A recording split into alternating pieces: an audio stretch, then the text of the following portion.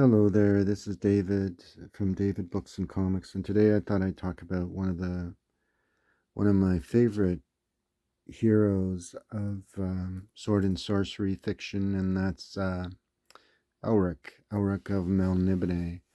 And this is one of Michael Moorcock's favorite collections of Elric stories in comic books. And this is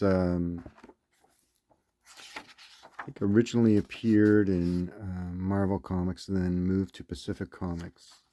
This was script adaptations, it says here, by Roy Thomas, and the artwork is by Michael T. Davis, and the main artist is P. Craig Russell.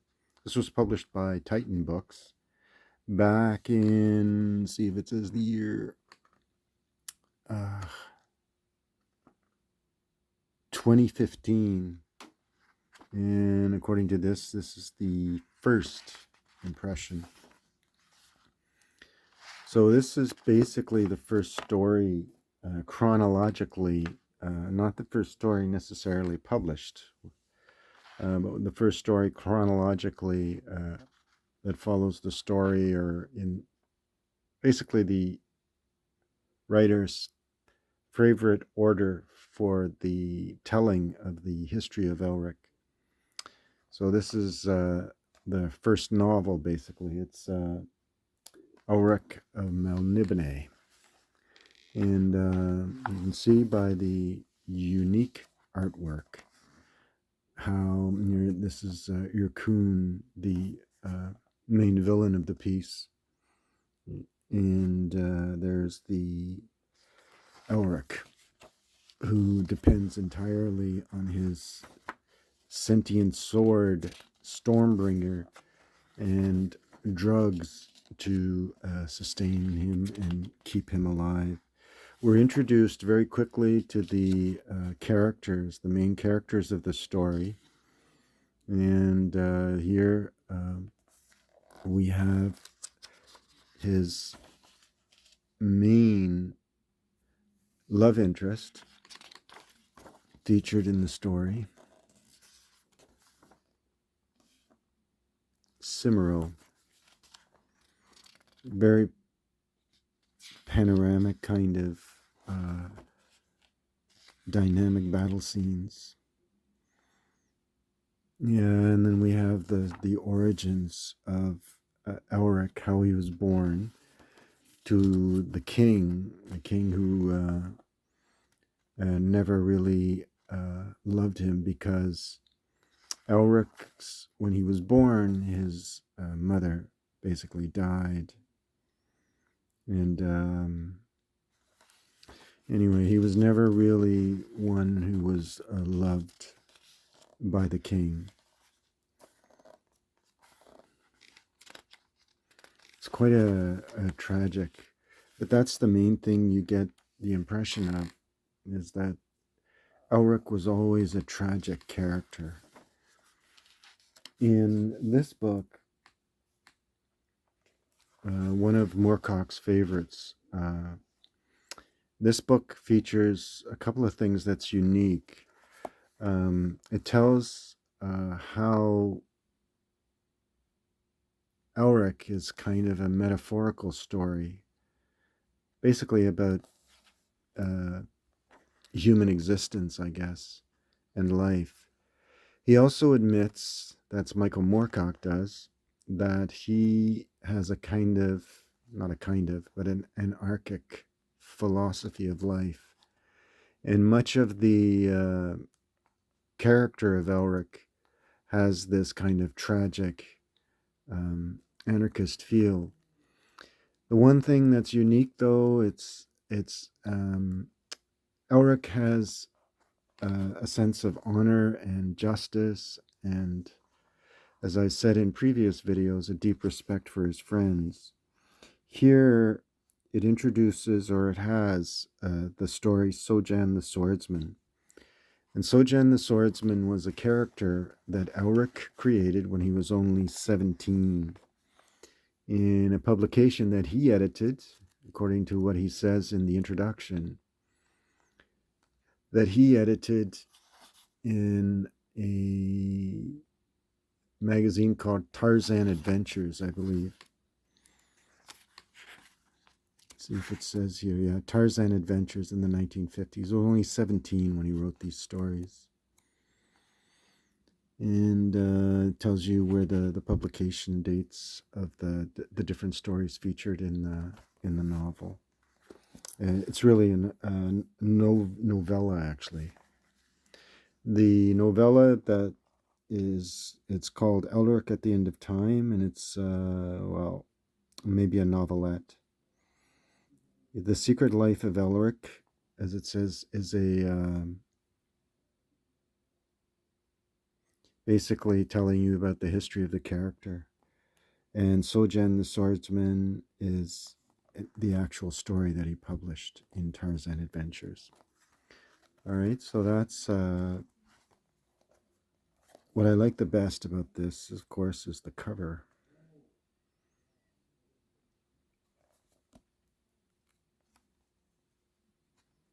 Here he says at the very beginning of the book, he says, Elric at the End of Time was the last story I wrote about the albino prince. In some ways, it's an affectionate commentary on the kind of fantasy hero with whom I'm most closely identified. And it's also based on the remark made some years ago by M. John Harrison that the people who inhabit my end-of-time stories might, from Elric's perspective, seem to be the very lords of chaos themselves. The story brings together elements from most of the series, which by the mid-70s I was completing. It was finished in 1977, originally for a book by Big O which Big O intended to publish and which Rodney Matthews would illustrate. Big O effectively folded before the book could appear. The Rodney Matthews paintings all exist, but only a few of them have been seen, principally in Rodney's own 1983 calendar, which is a great pity since they represent some of the best and most ambitious work. The only previous appearance of the story was in Terry Windling's and Mark Arnold's Elsewhere anthology, which came out in the USA in 1981. So there you go. So that's Elric at the End of Time, published by Daw Books back in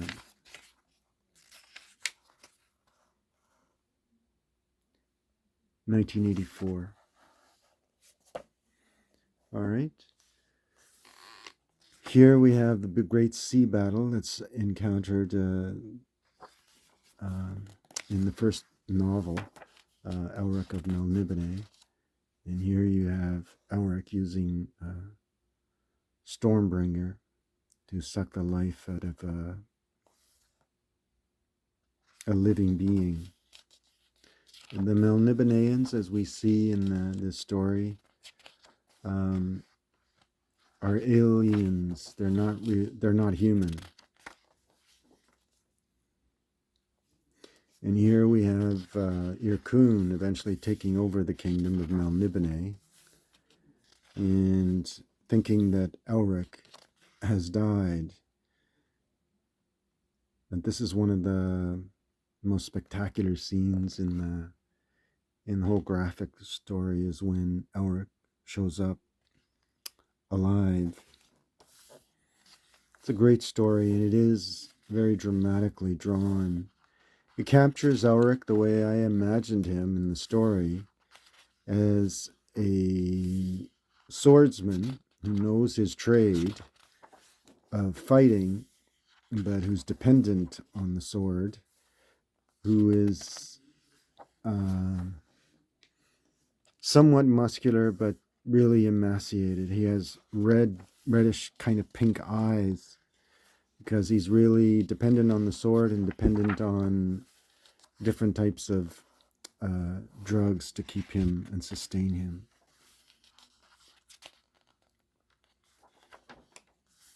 You're introduced to different gods. It's very sword and sorcery alike.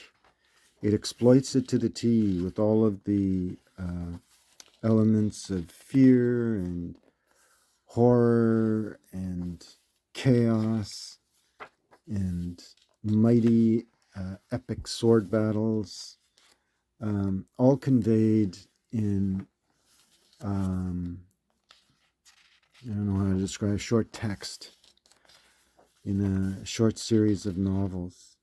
And this is his love interest, Cimero, who's basically, don't want to say it, you'd have to read the book to find out, but just tortured.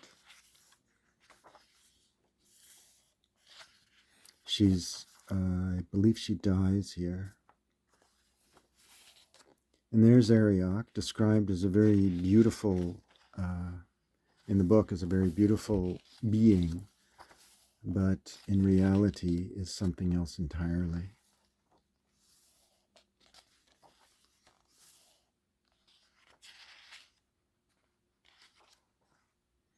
Here we have that's the red archer, Rakhir, the red archer, beautifully depicted.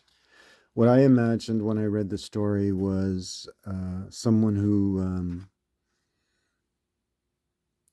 looked like a Robin Hood, basically. Was kind of debonair, almost like a version of Errol Flynn.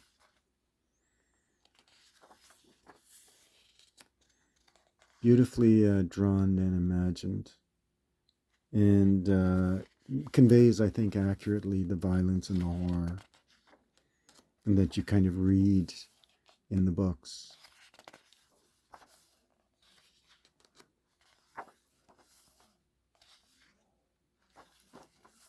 Excellent story. It is well visualized, but I do prefer the text, Moorcock's text. And that's the companion sword to Stormbringer, Mournblade. And this, the ending of this novel and this graphic story is basically the confrontation and battle between Irkun and Elric of Melnibone, with Stormbringer against Mournblade. Both are sentient swords.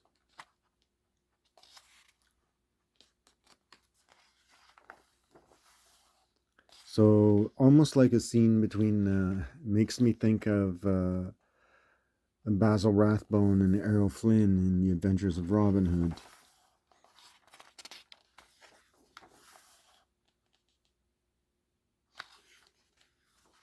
All right, and then Arioch, the ever-present Arioch, makes his appearance.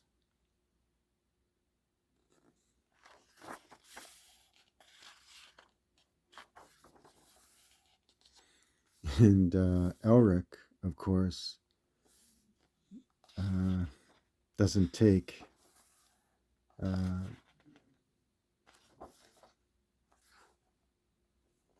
Irkun's life, which eventually, as we read on in the story, and these are the different covers for the Pacific Comics editions.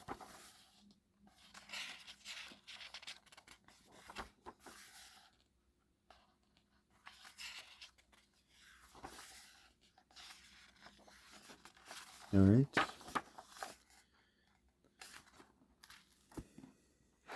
So that's that. And this is the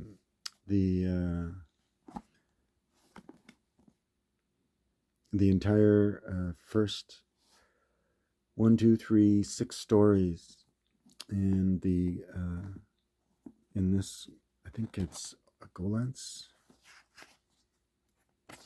the publisher, Orion Publishing, paperback edition, published in Great Britain, 2001 by Golance. So this is the paperback edition that features the first initial stories, and this is the other volume. This is part of the Eternal Champion series, and they're all numbered. This is actually number 8 and number 12, but these actually can be read as two continuities. This is the first part. This is the second part. This is the Eternal Champion number volume 3, and this one features the adventures of Dory and the Hawkmoon. And there is an American edition, hardcover, omnibus edition, with I believe the cover I prefer. And this is also features the rune staff, a sword and sorcery type weapon, and gives you the entire series of the Eternal Champion. And it tells you the publication dates of the different stories in this edition. And it looks like an American first edition, I would guess, of Hawkmoon. And I also show another type, well, not another type, but another sword and sorcery hero of his, also an Eternal Champion. This is volume 14. This is Count Brass, and this has 3 of the stories. The first story, and then the Champion of Garethorn, and the Quest for Tanalorn. All right, all of the stories seem to be intertwined. These two, this story and the Hawkmoon story, are kind of are linked. All right. So I hope you enjoyed this little look and this little background look at the sword and sorcery work of Michael Moorcock, and again inspired by the Conan the Barbarian, which he read when he was very young. Eventually went on and inspired to recreate the character Sojan when he was only 17. And he continued on with his interests in sword and sorcery fiction, but he also wrote what I would consider some serious books, the most famous of which is a novel called Behold the Man. The other one is this character that he created, Jerry Cornelius. In this incarnation, he's Jerry Cornell, and this is a Ace edition. It's described as a mystery, but it's really different. It's the best way to describe it. Easy read. Copyright of this is 1970. This, I think, is the American, maybe the world first edition of The Chinese Agent by Michael Moorcock. All right. So I hope you enjoyed this, and if you did, remember to give me that thumbs up, give me that like, and thanks everyone for your subscribing. Continue to subscribe, and as always, feel free to comment. Just so you know, there was a beautiful edition of his latest novel, called Citadel of Forgotten Dreams, featuring Elric, and it's a full-blown, true Elric of Melnibone adventure story. All right, so thanks everyone for watching.